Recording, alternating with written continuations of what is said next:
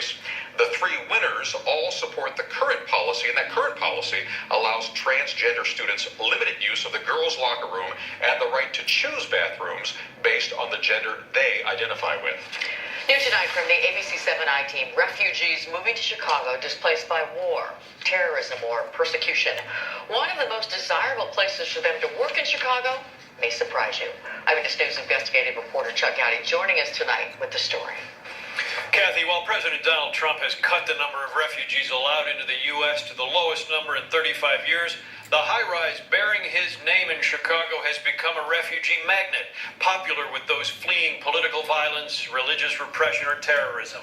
Refugee aid officials tonight say Chicago generally pays higher wages than other refugee employers, so ironically has become among the city's most desired workplaces for the displaced. Officially known as the Trump International Hotel and Tower, the 98-story skyscraper on Chicago's riverfront has become so popular with refugees because they are paid up to $18 per hour for entry-level jobs. That, according to a Chicago-based organization that helps refugees who are fleeing war, terror, and persecution.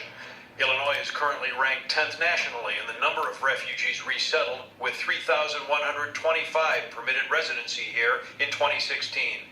Besides the Trump Tower, refugee aid officials tell the I-Team that other Chicago area employers popular with refugees are Tyson Foods, Five Star Laundry, Rivers Casino, Let Us Entertain You, and Eli's Cheesecake.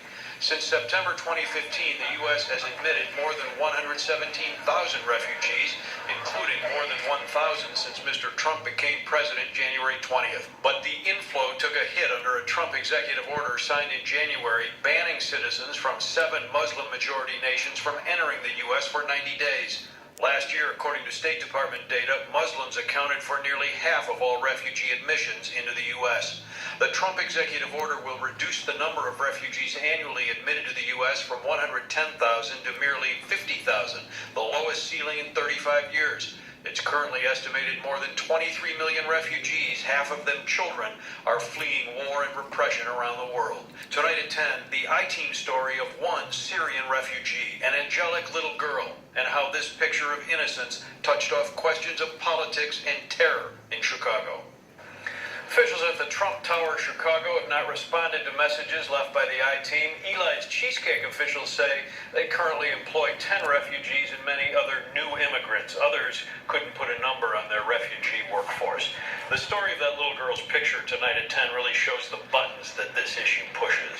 So we'll be waiting for that tonight at 10. All right, Chuck, thanks. A call for action tonight from labor groups and activists as they're getting ready for Chicago Day demonstrations. A special ceremony today to return a Purple Heart to a veteran of the Vietnam War. And it's a day to celebrate one of Chicago's favorite foods.